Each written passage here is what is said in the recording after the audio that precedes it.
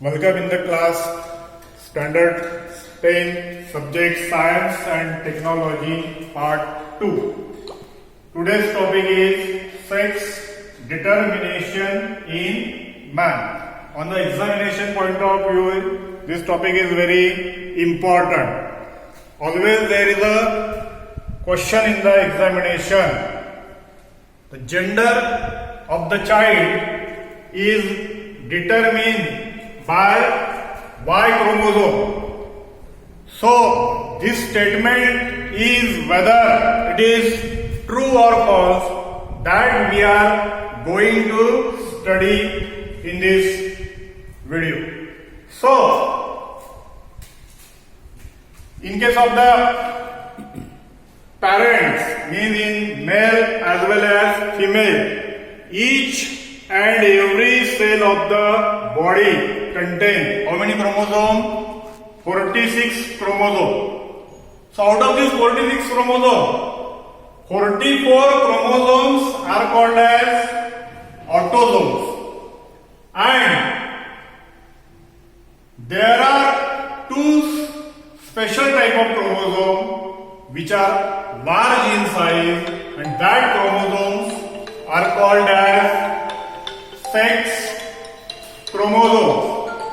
So these sex chromosomes are different types in male and female. So let us see here. In case of the male, the sex chromosomes are X and Y. Means these two sex chromosomes are dissimilar, different. Hence, such a chromosomes are called as heterozygous type of chromosome. But in case of the male, in case of the female, the sex chromosomes are similar. That is X and X. Hence, it is called as homozygous type of chromosome.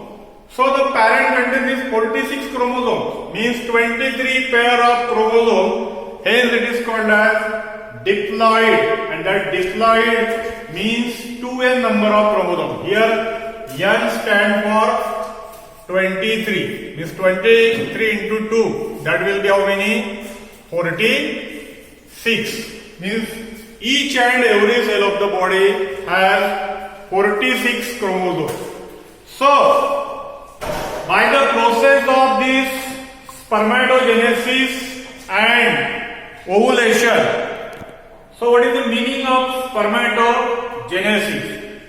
Spermatogenesis means sperm formation and ovulation means ovum formation. Both these division takes place by means of meiotic division. You have already studied in the last chapter regarding this meiotic or reduction division. Means here in case of this meiotic division, the haploid gametes are produced. Haploid means which contain only how many? 23 chromosomes. And diploid means which contain 46 chromosomes. So, by the process of spermatogenesis, the sperms are produced, and by the process of ovulation, egg cells are also called as ovum is produced. So these male gametes means sperms are of two types. Which are they? That is 22 plus X, or some sperms will be 22 plus Y. Means there are millions of sperms, out of which 50% will contain X chromosome and 50% may contain Y chromosome. But in case of the female, during the process of ovulation, as we have already studied, only one egg cell is produced, and that egg cell always contain which chromosome? Only X chromosome. So after the productions of these gametes, So inside the fallopian tube ovulation takes place. Means during this process of fertilization, so these egg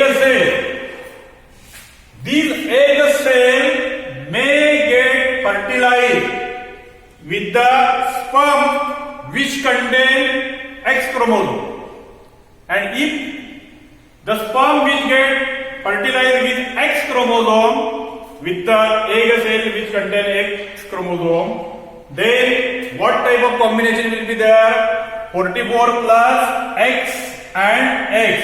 Means in the new generation, whatever the babies will be produced, that baby will female. Means the sex of the newly born child will be female, because it contains both similar chromosome X and X type of chromosome as in occurring case of the female. Then there may be a possibility. Possibility means the 50% there are the millions of the sperms. The possibility is that the sperm which contain Y chromosome may get fertilized with the egg cell which contain X chromosome. So in that case, what type of new combination will be there? So in this case, there will be 44 autosomes plus X and Y chromosome. As in this newly born child, there is a Y chromosome, and because of the presence of this Y chromosome, that newly born baby will be male. And remember here, this Y chromosome is present in the male parent. Means the sex of this child, how it is determined? It is not determined by X chromosome. So the sex of the newly born child or the gender of the newly born child is determined by here Y chromosome. So this Y chromosome is responsible for the determination of sex or gender in case of human being. So this statement, the gender of the child is determined by male, it is not determined by female. So females are not responsible for the gender of the child. Who is responsible? The male are responsible. So one should not blame to the female if she gives birth to the female baby or female child.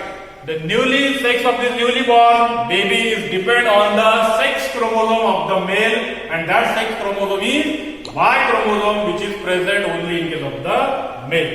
Hence, the gender of the child is determined by Y chromosome. This statement is true. Female does not determine the sex of the chromosome. So here are some terminology. That is, spermatogenesis means formations of sperms. Ovulation means formation of egg cell, or also called as ovum. So this process of spermatogenesis and ovulation, whenever it starts inside the body, that condition is called as puberty. So in case of female, this puberty begins at the age of 12 to 13 years. Then after the completion of at the end of this ovulation, in case of the female, the conditions occur at the age of 45 to 50 years, and that stage is called as menopause. Pause means stop. When the menstrual cycle begins to stop, means the process of ovulation stop, that phenomenon is called as menopause, which occurs at the age of, on average age is near about 45.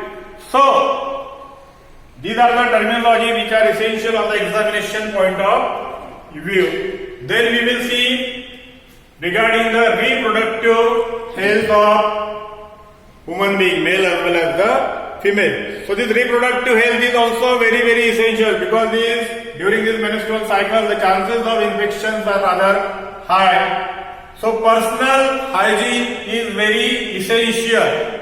Otherwise, if you do not maintain this personal hygiene, then there may be the chances of getting infected with some diseases.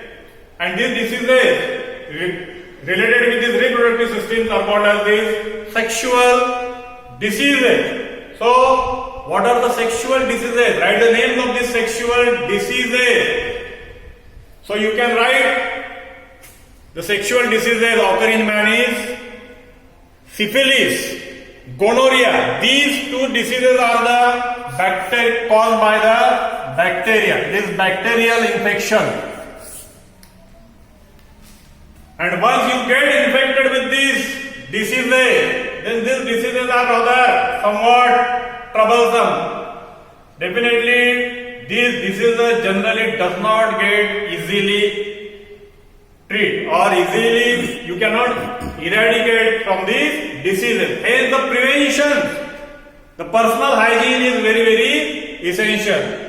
And the third disease is AIDS, that is acquired immunodeficiency syndrome, which is caused by the virus, human immunodeficiency virus HIV. So these are the sexual diseases occurs in human being. So that's all about this lesson is over here. So you can write the exercise properly, and if you have any difficulty, you can consult with me. Thank you.